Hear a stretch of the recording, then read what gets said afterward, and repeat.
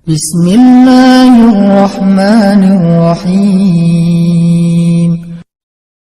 Teman-teman yang dirahmati Allah SWT, dalam menjalani proses hijrah, ini juga ada kaitannya dengan peringatan bulan Muharram atau tahun baru Hijriyah. Walaupun Nabi itu nggak hijrah di bulan Muharram sih. Nabi hijrah itu di bulan Safar dan Rabiul Awal. Cuman bulan Muharram ini sering dijadikan sebagai momentum memperingati peristiwa hijrah. Karena memang sejak terjadinya hijrah, Islam menggunakan peristiwa ini sebagai penanggalan dalam sejarah Islam. Sehingga kita mengenal dengan istilah tahun baru Hijriyah. Jadi tahun Hijriyah itu adalah tahun yang diambil namanya dari peristiwa hijrah. Sehingga pada bulan pertama dari tahun Hijriyah, yaitu bulan Muharram, umat Islam menjadikannya sebagai momentum dalam memperingati peristiwa hijrah. Jadi bukan berarti hijrah terjadi di bulan Muharram. Saking pentingnya peristiwa hijrah ini, sampai kaum muslimin menjadikannya sebagai nama tahun, yaitu tahun Hijriyah. Karena kebiasaan orang Arab dulu itu menamakan nama tahun dengan nama peristiwa-peristiwa besar yang terjadi. Misalnya tahun gajah, itu tahun ketika Raja Abraha dari Ethiopia menyerang kota Mekah dan dia dihancurkan oleh pasukan burung ababil. Sehingga tahun itu dikenal dengan nama tahun gajah. Tahun-tahun berikutnya dikenal dengan nama tahun gajah 1, tahun gajah 2, dan seterusnya. Ketika Nabi SAW kehilangan Sayyidah Khadijah, Abu Talib juga wafat, maka tahun itu dikenal oleh para sahabat dengan nama Amul Huzni, tahun duka cita. Ini menunjukkan bahwa ada kebiasaan orang Arab itu menamakan nama tahun diambil dari peristiwa yang besar yang terjadi dalam kehidupan mereka. Nah, teman-teman yang dirahmati Allah SWT, kalau kita ngomongin tentang hijrah yang memang bertepatan dengan apa yang sedang kita alami sekarang, sebagian besar dari kita ini mungkin baru berhijrah. Ada yang hijrah status. Hijrah status itu dari pacaran jadi nggak pacaran. Ada yang hijrah pekerjaan, dari yang riba meninggalkan riba. Ada yang hijrah penampilan, dari yang gak berhijab sekarang sudah berhijab, Masya Allah.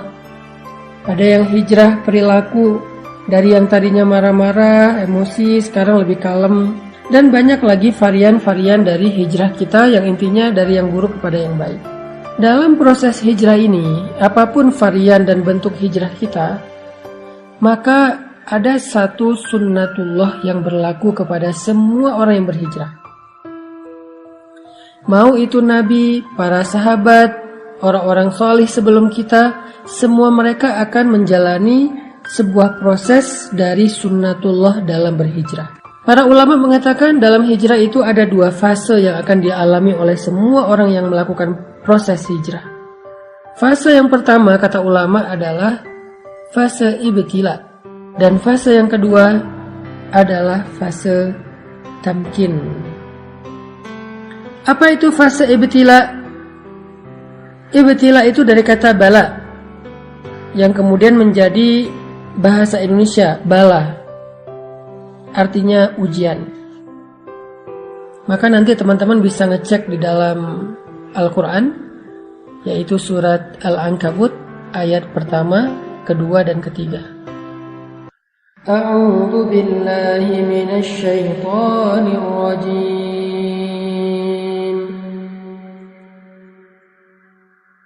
Bismillahirrahmanirrahim.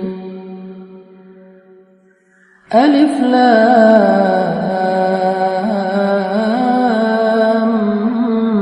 Mim. Ahasiban nasu an yutraku an yaqulu amanna أن يقولوا آمنا وهم لا يفتنون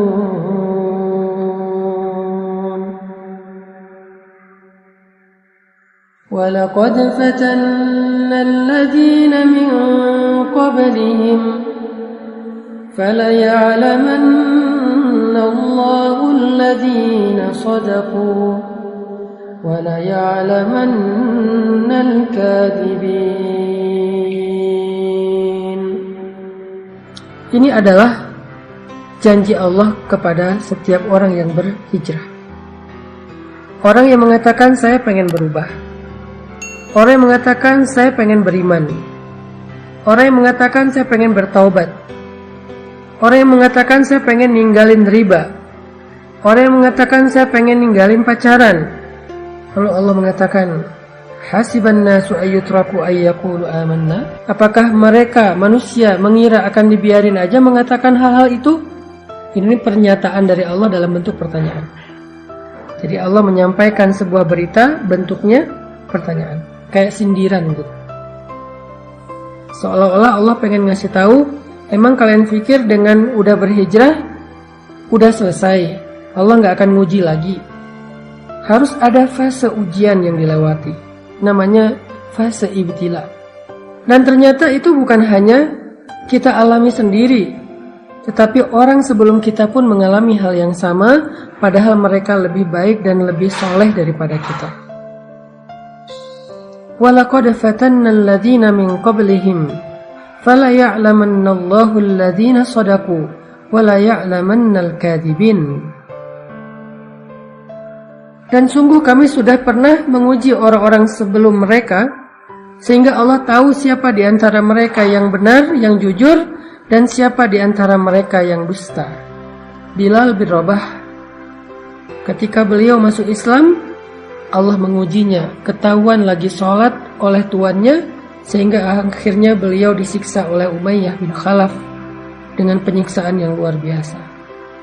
Asyah istri Fir'aun, ketahuan sudah beriman kepada agamanya Musa, langsung disalib di pohon korma oleh suaminya sendiri sampai wafat.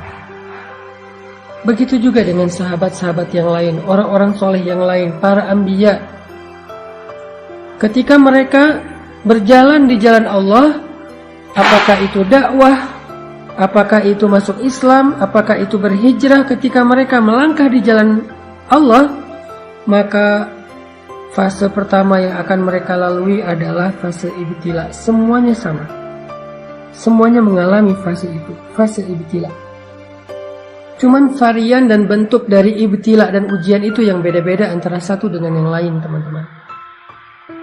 Jadi kita nggak sendiri. Orang yang lebih soleh dari kita pun mengalami.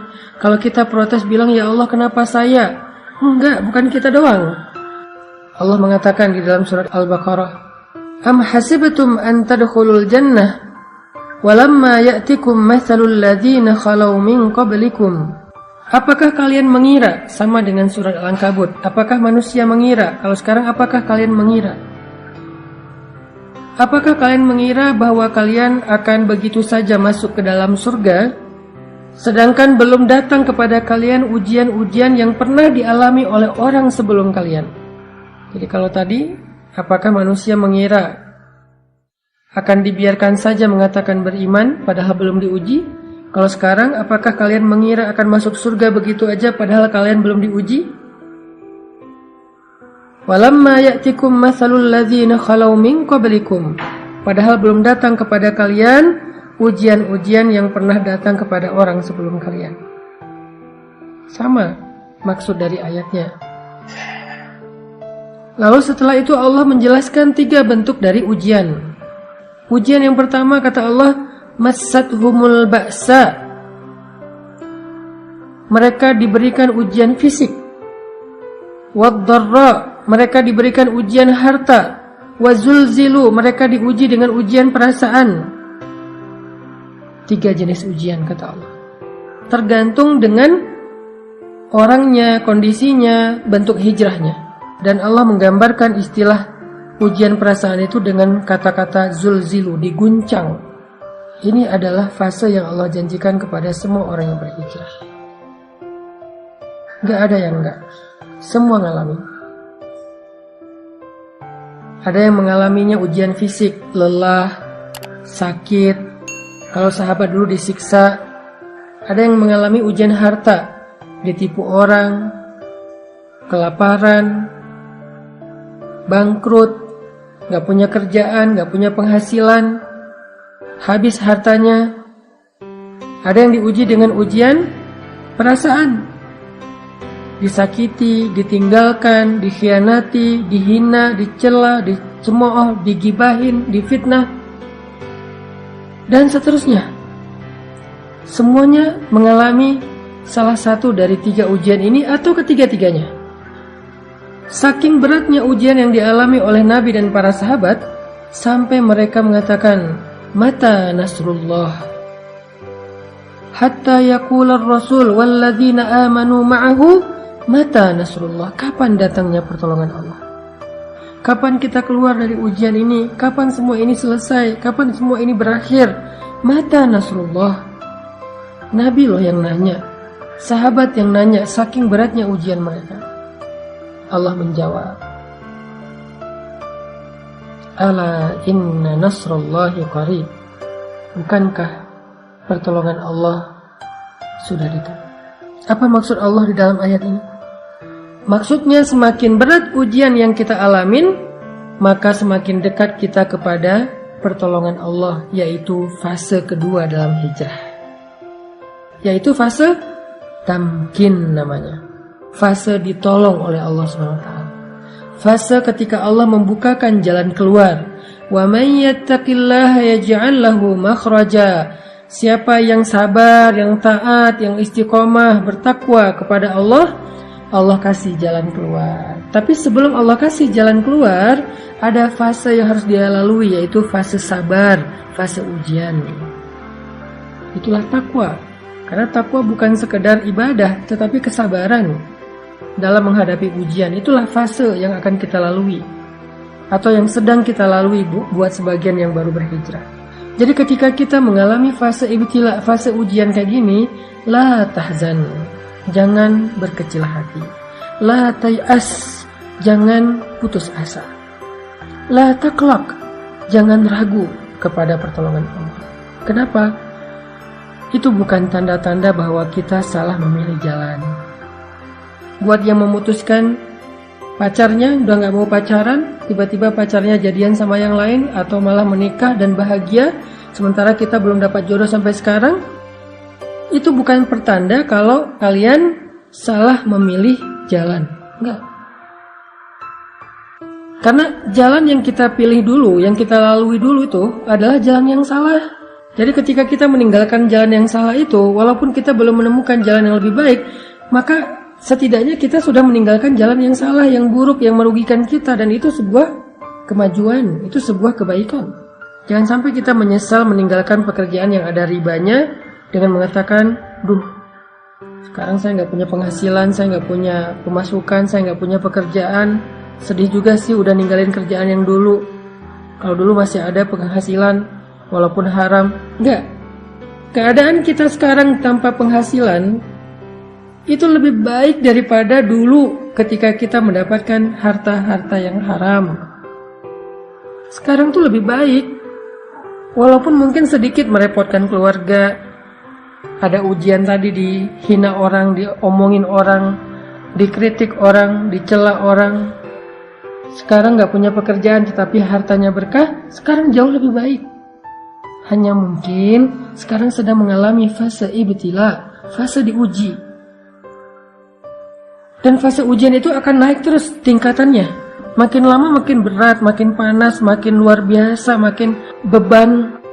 Kayak gitu memang fasenya, kayak orang panas, naik terus, kayak orang demam, naik terus panasnya. Tapi ketika udah berada di puncak, udah berat banget, gak ketahan lagi, sampai kita bertanya kapan selesainya semua ini, kapan berakhir dan segala macam, Allah menjawab teriakan kita.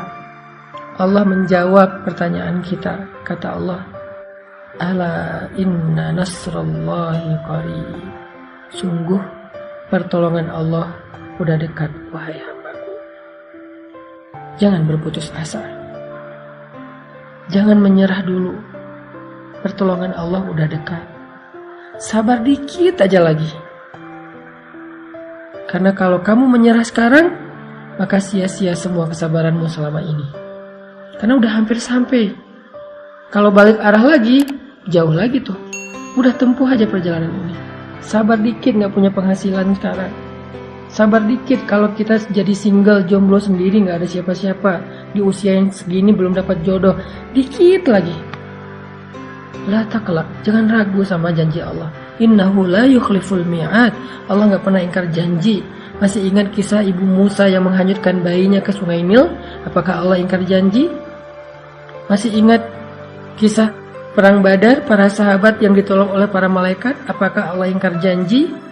Masih ingat cerita Musa hijrah ke Madian kemarin? Apakah Allah ingkar janji? Kalla, sama sekali enggak. Jadi jangan ragu. Jangan sampai kita suuzon sama Allah. Jangan sampai kita ngerasa bahwa kita salah pilih jalan. Lalu kita menyesal sudah memilih jalan Allah ini, jalan hijrah. La taqlaq, jangan meragukan Allah. La tahzan, jangan berkecil hati. La tay'as, jangan berputus asa. Ala inna nasrallahi qarib. Pertolongan Allah sebentar lagi akan datang. Pertolongan Allah udah on the way, bentar lagi sampai. Jangan sampai kita cancel ordernya. Padahal kurirnya udah hampir sampai tuh di depan rumah kita. Dikit lagi. Kenapa Allah tunggu lama banget? Kenapa Allah kasih saya waktu sampai kayak gini? Fala ya'lamannallahu alladhina shadaqu wa la ya'lamannal kadhibin. Allah pengen lihat siapa dari kita yang layak mendapatkan betapa istimewanya pertolongan Allah. Siapa dari kita yang layak mendapatkan rahmat Allah? Siapa dari kita yang layak mendapatkan perhatian Allah? Yang layak mendapatkan cinta Allah? Dan itu enggak mudah. Cinta Allah itu terlalu istimewa. Cinta makhluk aja kita berjuang, masa cinta Allah dapatnya gratisan? Kalau gitu Allah hitung-hitungan dong sama kita. Bukan. Allah pengen mengajarkan kita tentang sabar. Allah pengen mendewasakan kita. Allah pengen melatih kebijaksanaan kita. Seandainya Allah berikan surga itu secara gratis tanpa beramal, maka nggak akan ada bedanya antara orang yang baik dengan orang yang jahat. Berarti Allah nggak adil dong, memperlakukan sama antara orang yang baik dengan orang yang jahat. Orang menyakiti orang lain tetap masuk surga, pembunuh tetap masuk surga, yang mengambil hak orang lain tetap masuk surga, yang zalim, yang kejam tetap masuk surga. Kan nggak adil. Kebaikan Allah itu adalah ketika Allah bersikap adil kepada hambanya. Tetapi Allah selalu membuka pintu maaf, taubat dan ampunan bagi mereka yang mau memperbaiki diri. Sebanyak apapun dosanya, fala ubali, kata Allah, aku gak peduli. Kita harus memahami Allah itu secara utuh, gak boleh parsial. Jadi jangan putus asa, jangan berhenti berharap, jangan berhenti bersabar, jangan U-turn dulu. Pertolongan Allah itu dikit lagi sampai, udah on the way, OTW udah. Allah juga berfirman, وَلَنَبْلُوَنَّكُمْ بِشَيْءٍ مِّنَ الْخَوْفِ وَالْجُوعِ وَنَقْصٍ مِّنَ الْأَمْوَالِ وَالْأَنفُسِ وَالثَّمَرَاتِ. Kami pasti akan menguji kalian, pasti. وَلَنَبْلُوَنَّكُمْ, pakai tasydid, penegasan. Pasti kami akan menguji kalian. Fase ujian, fase ibtila, fase sabar ini memang fase yang harus kita lalui semuanya, nggak ada pengecualian, termasuk para nabi yang lebih soleh daripada kita, termasuk Rasulullah yang lebih dicintai Allah daripada kita, kekasih Allah sekalipun melewati fase ini. Terus siapa kita untuk melangkahi, men-skip fase ini? Nggak. Semua kita ngalamin. Nabi Muhammad aja yang lebih keren daripada kita ngalamin ujian yang berat. Apalagi kita yang keimanannya belum tentu benar, yang kata-kata hijrahnya belum tentu jujur, yang bilang pengen memperbaiki diri belum tentu sungguh-sungguh. Maka Allah pasti akan menguji semua kita. Semua kita. وَلَنَبْلُوَنَّكُمْ, pasti kami akan menguji kalian. بِشَيْءٍ, dengan sedikit rasa. بِشَيْءٍ مِنَ الْخَوْفِ, rasa takut, ujian perasaan. وَالْجُوعِ, rasa lapar, ujian harta. وَنَقْصٍ مِنَ الْأَمْوَالِ, kekurangan harta, ujian harta juga. Wal anfus, kehilangan orang-orang yang dicintai, ditinggalkan orang-orang yang dicintai, sakit hati, ujian perasaan. Wathamarat, kebunnya nggak berbuah, nggak jadi panen, segala macam. Ujian harta, ujian perasaan, ujian harta, ujian fisik. Lalu di akhir ayat itu apa kata Allah? Wabasyiris sabirin, sampaikan berita gembira kepada orang yang sabar. Apa berita gembiranya? Ala inna nasrallahi qarib, bukankah pertolongan Allah itu sudah dekat. Tetap harus melewati fase sabar, fase ujian. Lalu kalau kita sabar, kalau kita bertawakal, berserah kepada Allah, kalau kita bertahan dan tidak berputus asa, kalau kita berbaik sangka bahwa Allah nggak ninggalin kita, ridho dengan semua ketentuan Allah setelah kita memilih pilihan hijrah, maka kita akan sampai kepada fase kedua, yaitu fase tamkin, fase nasr, pertolongan dan kemudahan dari Allah Subhanahu wa Ta'ala. Itulah fase yang kedua, yaitu fase tamkin. Di fase ini Allah berfirman, yaj'al lahu makhraja, Allah kasih dia jalan keluar, wa yarzuqhu min haitsu la yahtasib, Allah kasih dia rezeki dari jalan yang tidak terduga-duga, wa yaj'al lahu min amrihi yusra, Allah jadikan segala urusannya itu menjadi mudah. Wa yu'zim lahu ajra, Allah lipat gandakan pahala-pahalanya. Fase tamkin, fase ketika Allah menolongnya. Fase ketika Allah SWT memberikan kejutan untuk dia. Tunggu deh, Allah tuh gak pernah ingkar janji loh. Yang perlu kita kuatkan sekarang adalah kesabaran kita. Bukan mempertanyakan ada gak apa yang Allah janjikan. Itu udah gak perlu dipertanyain, karena Allah gak pernah ingkar janji. Dan Allah Maha Kuasa untuk menunaikan janjinya, gak ada yang bisa menghalanginya. Kalau kita kadang-kadang walaupun kita baik, bisa aja ingkar janji gara-gara emang gak bisa menunaikannya, ada masalah, ada halangan. Kalau Allah gak ada halangan. Jadi kita gak perlu mempertanyakan apakah janji itu ada, apakah kejutan itu ada. Itu bukan bagian kita. Justru itu yang melemahkan kita. Gak usah ditanyain. Yang perlu kita siapin, yang perlu kita kuatkan itu adalah kesabaran kita sekarang dalam fase ibtila. Kesabaran kita untuk menunggu janji Allah. Ala inna nasrullahi qarib, bukankah pertolongan Allah udah dekat. Kita kuatkan aja dulu kesabaran kita. Tunggu aja, pasti Allah akan tunaikan janjinya. Pasti Allah akan kasih kita kejutan yang bikin kita senyum-senyum sendiri nanti. Ana inda dhanni abdi bi, kata Allah. Aku tergantung prasangka hambaku kepadaku.